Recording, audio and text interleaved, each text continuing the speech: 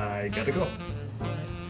And saying, when it is hot in the desert, at times you might want to drink coffee, iced coffee. Really good in the second half, but if he keeps up the way he did with playing the way he did in the first half, would we start hearing Vic chants in the stadiums? That's one.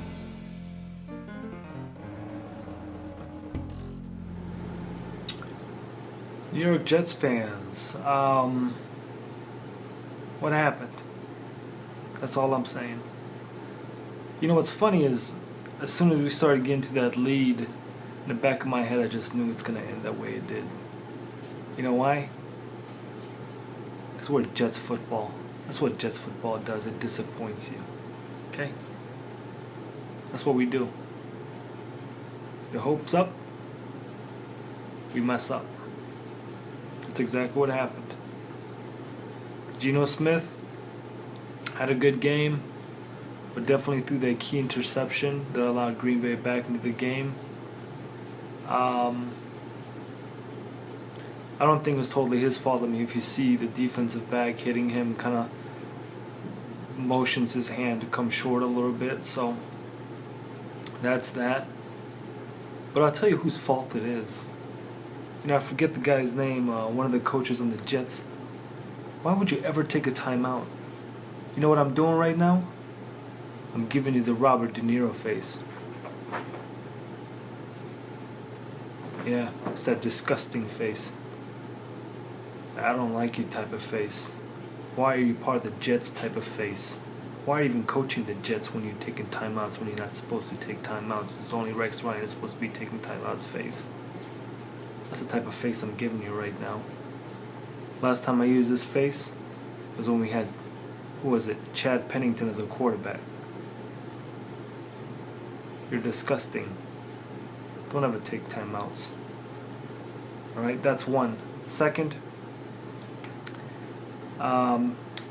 Decker's hurt. Hopefully he's not going to be out for a long time. What it really came down to is missed opportunities on our part. I mean, the interception was key. One thing that I was just tripping over about was that, it felt like the refs were about it this close, given that call when Geno Smith's hand was going forward, and I'm like, oh, okay, does the tuck rule only work for the Patriots?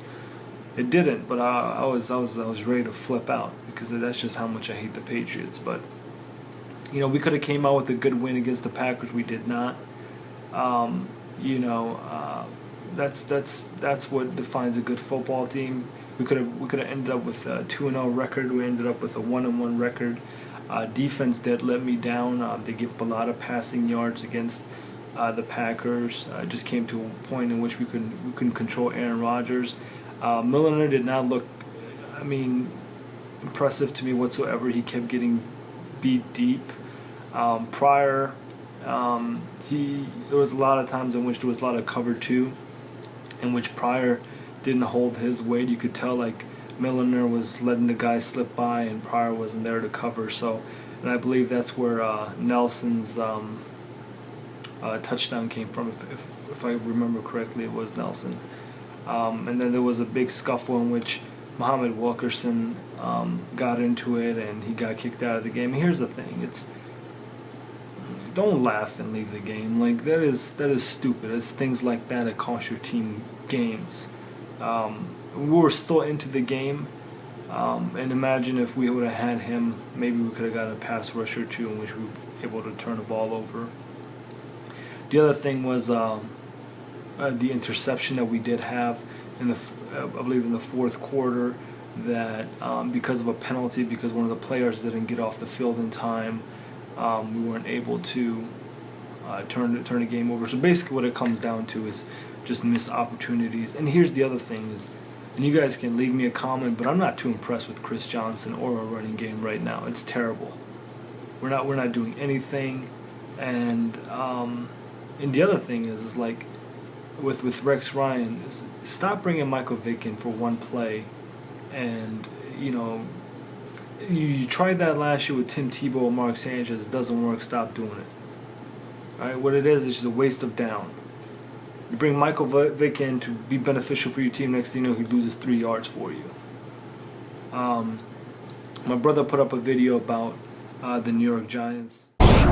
Lack of, I guess, coaching now. At this point, you have to ask if there is an issue with coaching.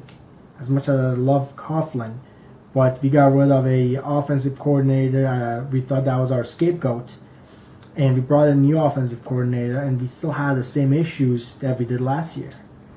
So, with all that said, the only thing I have to say about that good video, one thing I do disagree with the Giants by me watching the Giants game before the Jets game. Here's the thing: it's not Coughlin and it's not the calls. What it came down to is the players just shooting themselves in the foot. A lot of fumbles, a lot of interceptions.